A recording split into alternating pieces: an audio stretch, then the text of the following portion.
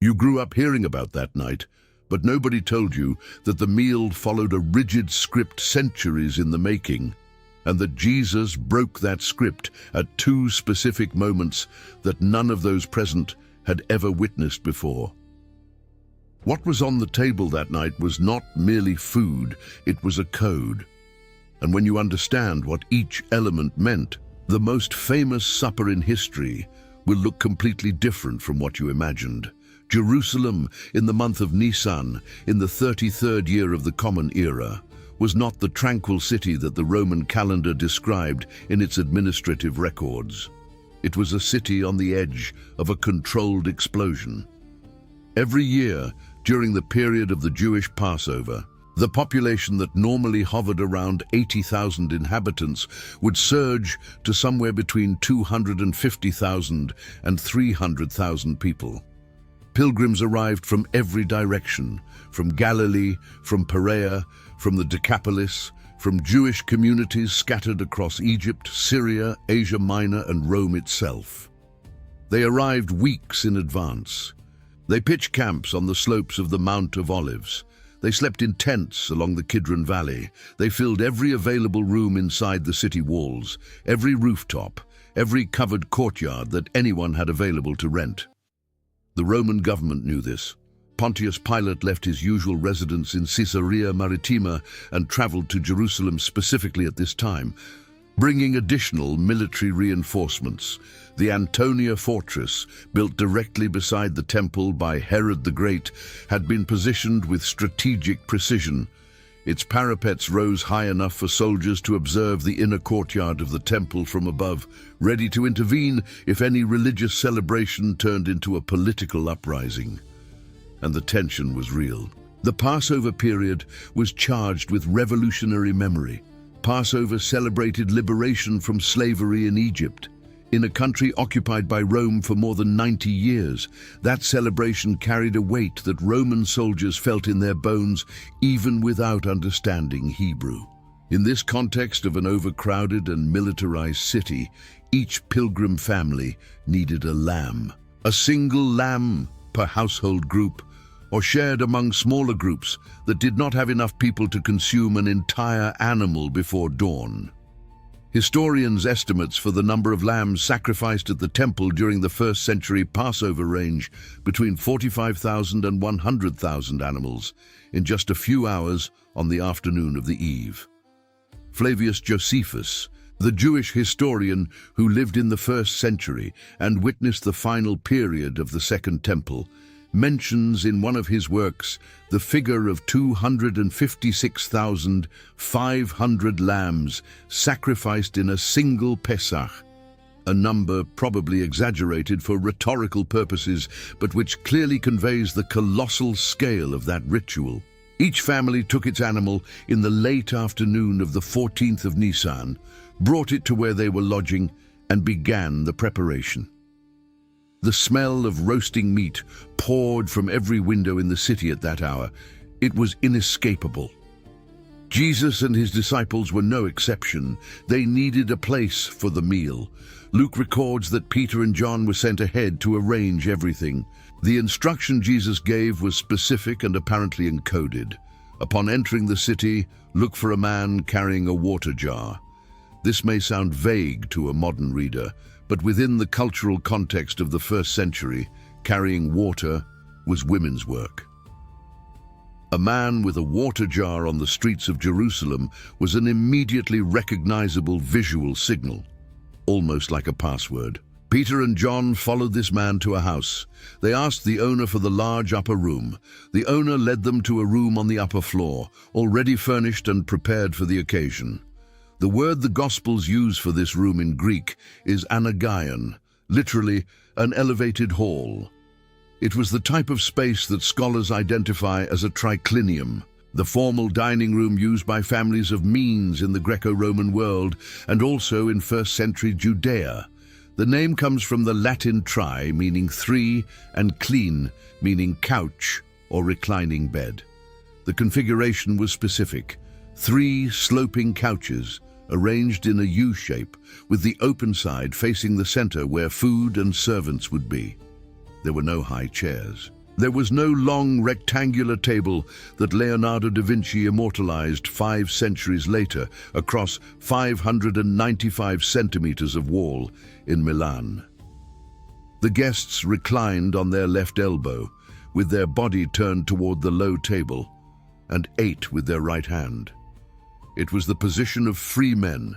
Slaves ate sitting or standing. Reclining at the table at Passover was a deliberate political gesture, an annual reenactment of the freedom won in Egypt.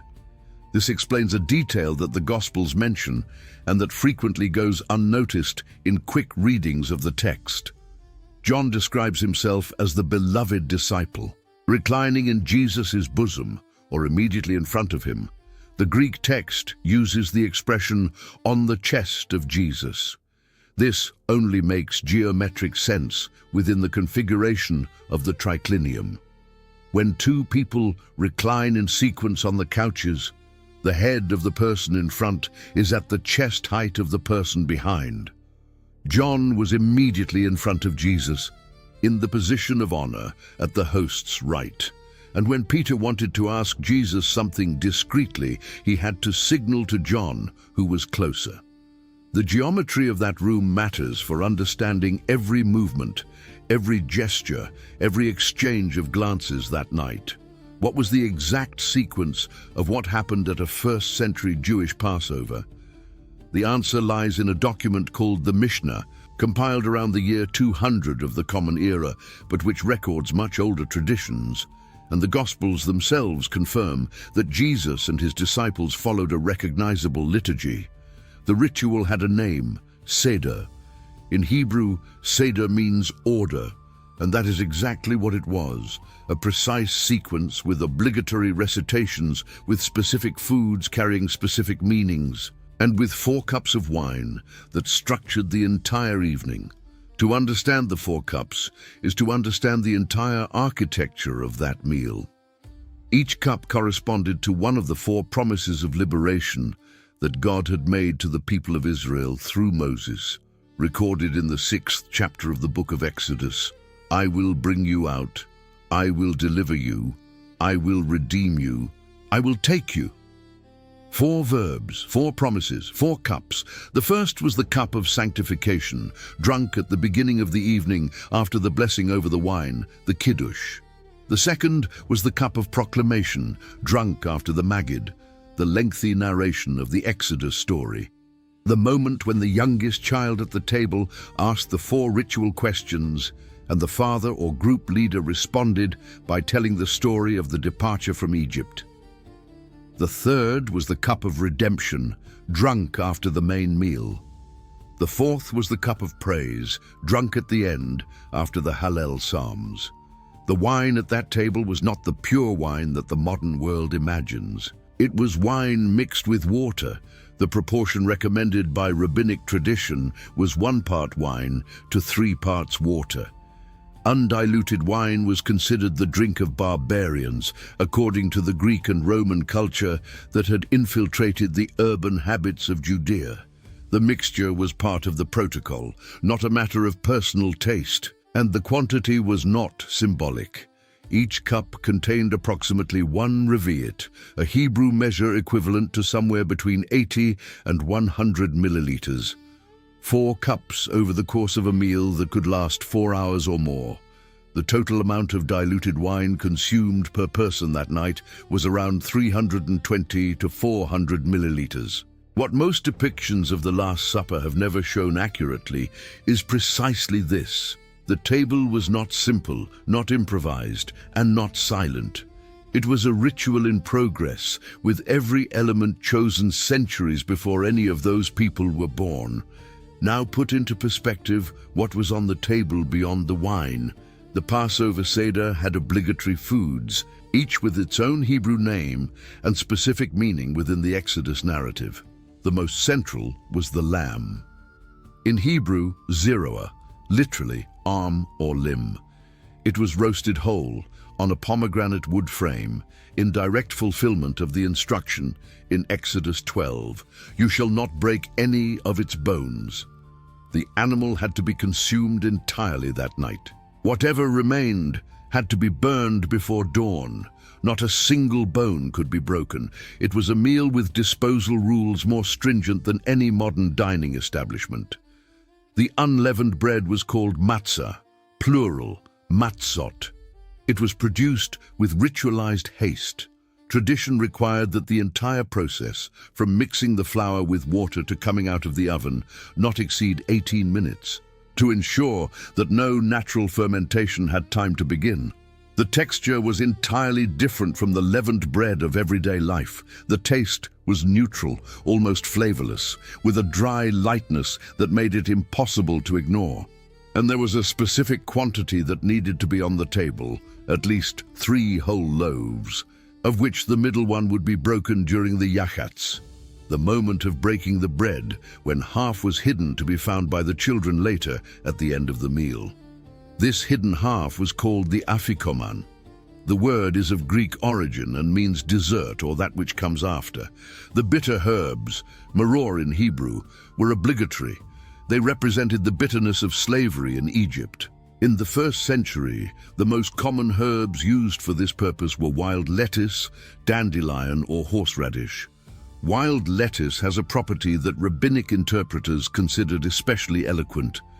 It is sweet when fresh and intensely bitter when wilted.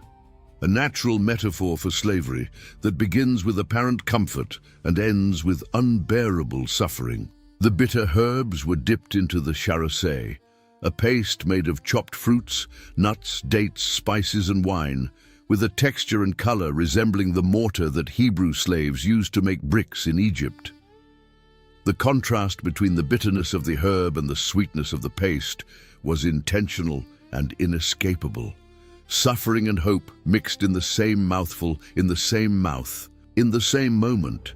There was also the karpas, a green vegetable, often parsley or celery, dipped in salt water before being eaten. The green represented rebirth, spring, life that continues. The salt water represented the tears of the slaves. And there was the beitzah, a hard-boiled egg, sometimes charred over a flame before being served. A symbol of the festive offering brought to the temple during the 3 great pilgrimage feasts. Each element on the table told a part of the same story. And anyone who had grown up celebrating the Seder since childhood knew every part of that story by heart. The complete sequence of the ritual determined how all of this would be consumed. Kadesh, the sanctification with the first cup of wine. Urchatz, the hand-washing without a blessing. Karpas, the green vegetable in salt water. Yachatz, the breaking of the middle bread. Magid, the long narration of the story of the departure from Egypt. Rakza, the second hand-washing with a blessing. Motzi matzah, the blessing over the unleavened bread. Maror, the bitter herbs. Korek, the combination of unleavened bread with bitter herbs, the so-called Hallel sandwich, in memory of the great rabbi who ate them together to fulfill the Exodus instruction to consume the lamb with unleavened bread and bitter herbs in a single mouthful. Shulchan Orech, the main meal where the lamb was finally consumed with abundance. Tzafun, the search for and eating of the hidden afikoman. Barek, the blessing after the meal with the 3rd cup of wine. Hallel, the psalms of praise. Nirtza, the conclusion with the 4th cup. That is what Peter and John went to prepare that afternoon. That is what was on the table when Jesus and the other 10 disciples arrived in the late afternoon of the 14th of Nisan, a table with coded foods, with a liturgy more than 1,000 years old, with a sequence that every observant Jew knew by heart since before learning to read. And it was within this precise, centuries-old structure that Jesus did 2 things that none of those present had ever witnessed in their entire lives. The night began with an unexpected movement that happened even before the formal meal started. Jesus rose from the table. He removed his outer garment. He took a towel and wrapped it around his waist like a servant. He took a basin of water and began to wash the disciples' feet one by one. This was not part of the Seder. There was no liturgical instruction for it. But in a triclinium, before a formal meal, The feet of the guests were washed, a task normally assigned to the lowest-ranking servant in the household. There was no servant in that room. The man who had given instructions for the room to be prepared, the man whom the Gospels call Lord and Master, was now on his knees with a basin before the dirty feet of Galilean fishermen. John records that Peter refused, "You shall never wash my feet," and that Jesus responded by transforming that gesture of domestic service into a theological declaration. "If I do not wash you, you have no part with me." After the washing of feet, the meal followed the Seder script. The first cup was blessed. The carpus was dipped in salt water. The Exodus narrative was told. And then, during the meal, the moment arrived that the Gospels record with a precision that seems deliberately raw. Jesus said that one of the 12 would betray him that night. The declaration fell upon the table like a cold stone. The disciples began looking at one another. John was reclining in front of Jesus in the position of greatest proximity. Peter, from another point of the triclinium, signaled to John to ask quietly who it was. Jesus answered, "It is he to whom I will give this piece of bread when I have dipped it." And he dipped a piece of bread into the dish, into the charosé, the paste of fruits and nuts and spices that represented the mortar of Egypt, and handed it directly to Judas Iscariot. The gesture of the dipped bread handed over was a gesture of honor. In the ancient Middle East, a host who selected a piece of food and placed it directly into a guest's hands was demonstrating special esteem, affection, and public distinction. Jesus identified his betrayer with the gesture that the culture of that table reserved for the most honored guest. Judas took the bread. John records what followed with a precision that defies any simplified interpretation. After he had taken the morsel, Satan entered into him, and Jesus said to him, "What you are going to do quickly." The other disciples did not understand. They thought Jesus was sending Judas to buy something for the feast or to give something to the poor. Judas was the group's treasurer, and that was the explanation the situation allowed. Judas rose and went out. John notes the detail with 3 words in Greek that no translation can fully capture. Endenix. It was night. The main meal arrived. The lamb was served. The bitter herbs with the charosé, the unleavened bread, the conversation that the Gospels record during this part of the evening. John devotes 4 entire chapters to it, chapters 13 through 17, which form the longest farewell discourse recorded in all of biblical literature, revolved around themes that the disciples would only understand later. Jesus spoke about the Spirit who would come after him. He spoke about the vine and the branches, about the love among them. He spoke about the world that would hate them. He prayed for the entire group in a prayer that John recorded word for word. And then came the moment of the third cup. The third cup was the cup of redemption. Yo ga'alti, I will redeem you, was the divine promise it represented. The redemption from slavery, the concrete liberation of a people who had worked as the property of another people for 400 years. This cup was already laden with millennia of theological interpretation, of family celebration, of collective memory. And it was here that Jesus deviated from the script for the second time. And this time, the deviation changed everything that would follow. Paul, writing to the Christians of Corinth around the year 55 of the Common Era, records the words of that moment with a precision that indicates extremely careful transmission. In the same way also he took the cup after supper, saying, "This cup is the new covenant in my blood. Do this as often as you drink it, in remembrance of me." Luke is even more specific in his gospel. "This cup that is poured out for you is the new covenant in my blood." Matthew adds that the blood is poured out for many for the forgiveness of sins. What happens when the very creator of a ritual reinterprets each element of it in front of the people who know it by heart? Consider the scale of what had just happened within the structure of the ritual. The third cup already had a given meaning, deep and centuries old. Rescue, redemption, the divine promise to liberate the people from slavery in Egypt. And Jesus took that cup, said it was his blood, and commanded them to keep drinking it in remembrance of him. He did not replace the ritual. He did not cancel the original meaning.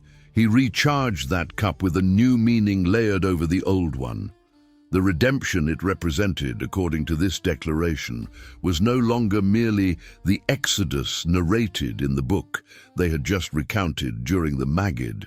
It was something that was about to happen in less than 18 hours. The same happened with the bread. Luke and Paul record that during the Motzi Matzah, the blessing and breaking of the unleavened bread, Jesus broke the bread and said, "This is my body, which is given for you. Do this in remembrance of me."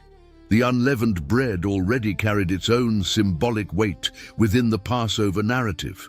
The bread of affliction, the bread that the Hebrews ate in the haste of the departure from Egypt, with no time to leaven because freedom arrived faster than the dough could rise.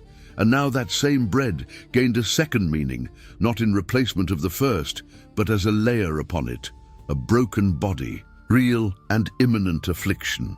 A departure approaching at a speed that none of those present had yet calculated. The deviation from the script was not merely symbolic, it was structural within the ritual itself. The Seder tradition included no instruction to transform the elements of the meal into a representation of a broken human body and shed human blood. This was entirely new. This was, within the sacred vocabulary of Pesach, radically new. And the disciples were hearing this in a triclinium with the smell of roasted lamb and bitter herbs still saturating the air, with traces of carousel still on their fingers, with the third cup still warm in their hands. The material concreteness of the scene and the enormity of what was being said created a dissonance that none of those present could fully process that night. There is a third detail that scholars of the Passover Seder identify as significant, and that most people never stop to notice in readings of the text. It is the question of the fourth cup.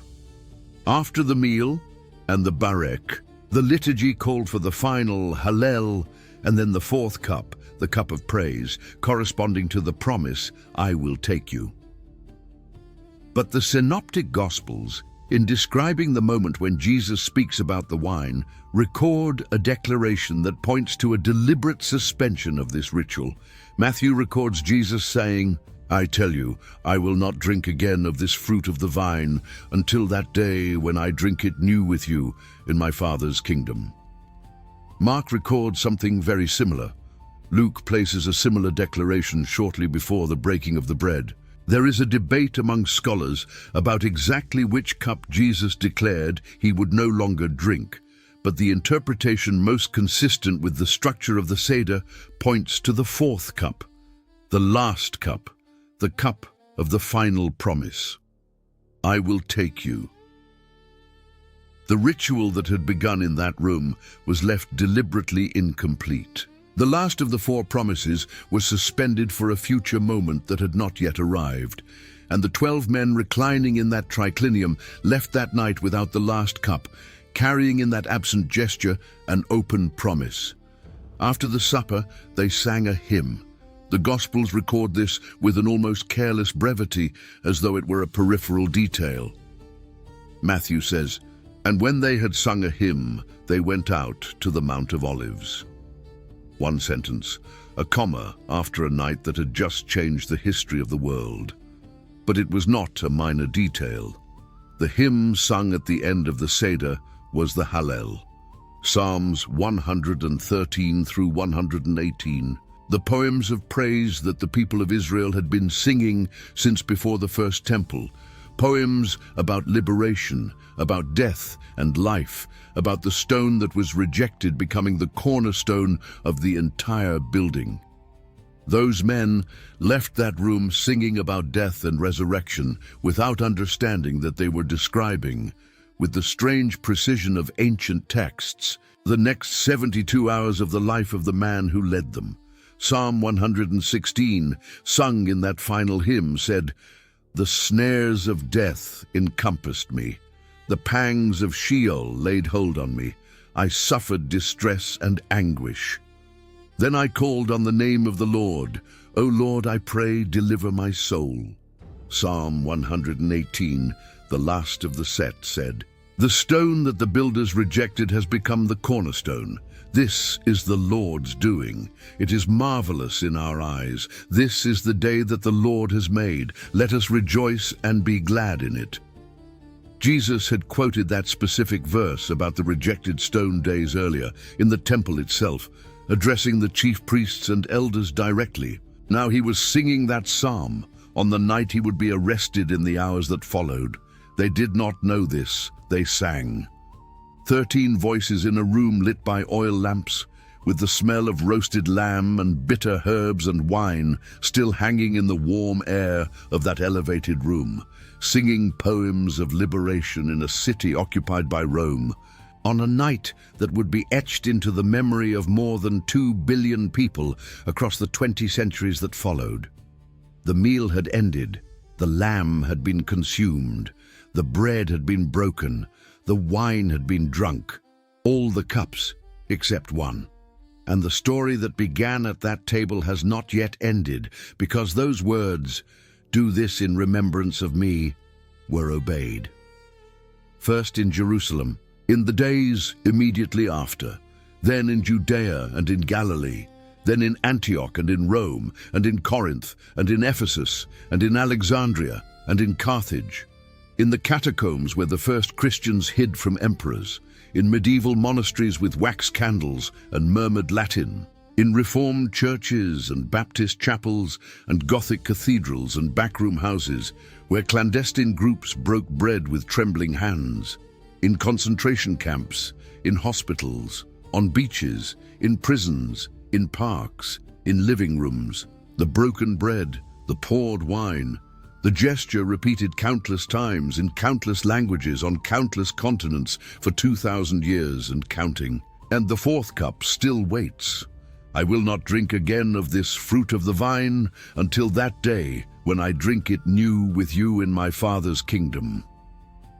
The ritual that began in that upper room in a house in Jerusalem was left deliberately suspended. Each time bread is broken somewhere in the world, it is the same night, the same room, the same lamb, the same bitter herbs, the same fourth cup still on the table, still full, still waiting for the moment when the final promise is at last fulfilled.